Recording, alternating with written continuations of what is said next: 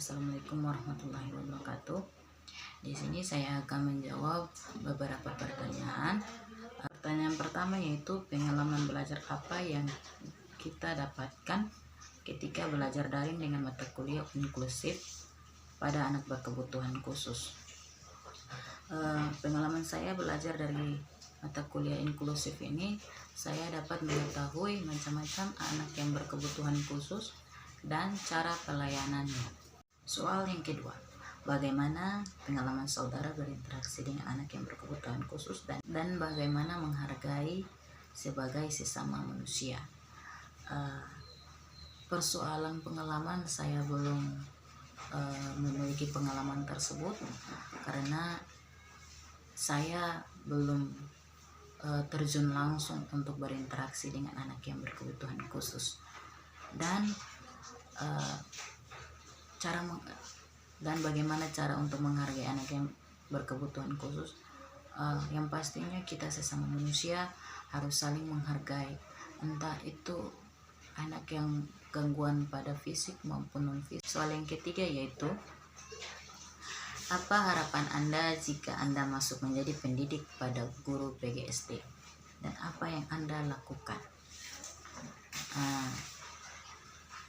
Harapan saya yaitu bisa membantu anak-anak yang berkebutuhan khusus, dan apa yang harus saya lakukan yaitu saya akan membantu mereka, membimbing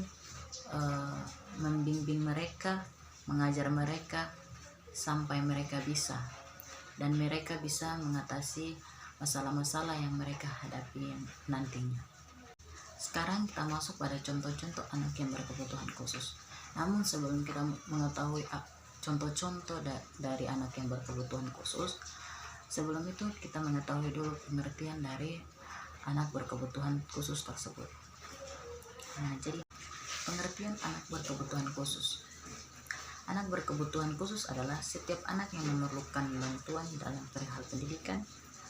Anak tersebut cenderung memiliki kekurangan, baik fisik ataupun non fisik, atau tidak normal, sehingga dalam pelayanannya memerlukan strategi atau ketentuan tertentu agar dapat menerima materi pelajaran yang diajarkan.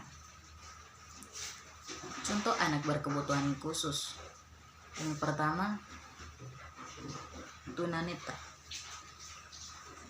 Menurut Somantri pada tahun 1996, halaman buku 5, halaman 54, anak tunanetra adalah anak yang mengalami gangguan penglihatan, baik sebagian atau menyeluruh, yang menyebabkan proses penerimaan informasi kurang optimal. Yang kedua, tunarungu. Menurut Salim pada tahun 1984, halaman buku halaman 8, tunarungu lebih dikenal dengan kata tuli, yaitu seseorang yang tidak mampu mendengar. Yang ketiga, tunagrahita.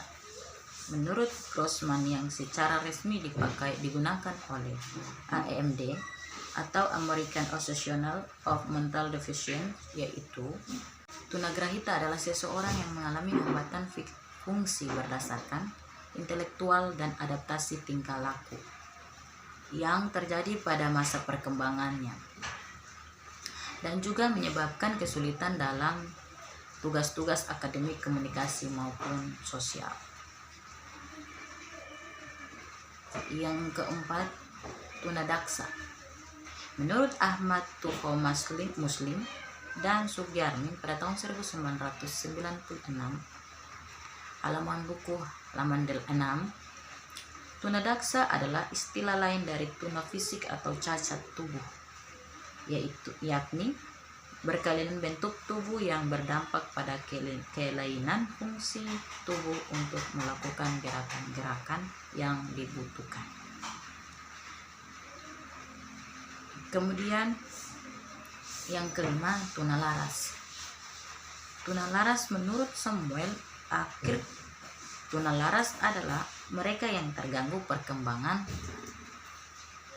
emosi, menunjukkan adanya konflik dan tekanan batin, menunjukkan kecemasan, penderita neuritis atau bertingkah laku psikotis.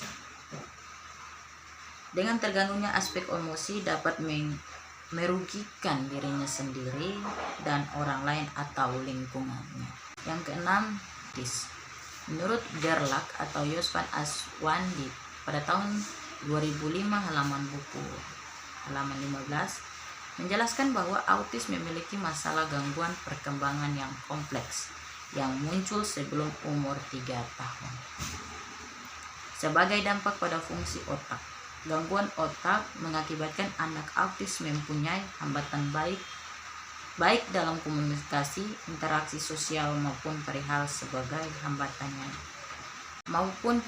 berbagai hambatan yang dimiliki anak autis, menyebabkan mereka membutuhkan pendidikan khusus dan layanan khusus.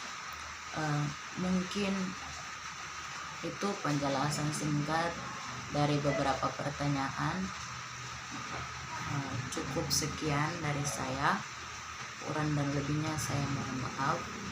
Billahi taufiq wal hidayah. Wassalamualaikum warahmatullahi wabarakatuh.